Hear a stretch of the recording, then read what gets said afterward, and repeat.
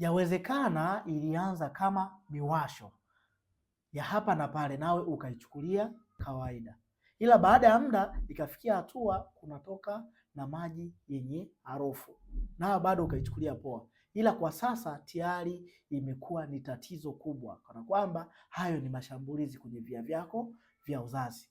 Wanawake wengi wameingia kwenye changamoto hii baada ya kutochukua hatua wakati wa mwanzo.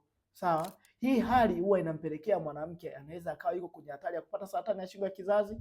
Mwanamke huyu anaweza akawa yuko kwenye hatari ya kushindwa kubeba ujauzito, na hata akibeba ujauzito huo unatoka chini ya miezi mitatu. Inawezekana mwanamke huyu hata ikafikia mbali zaidi akaondolewa kizazi chake.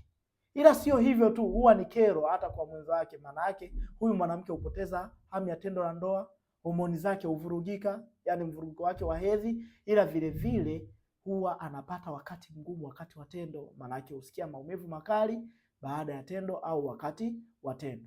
Usijali, lipo suluhisho ambalo utatumia matibabu yataenda kuondoa changamoto hii kwa muda mfupi.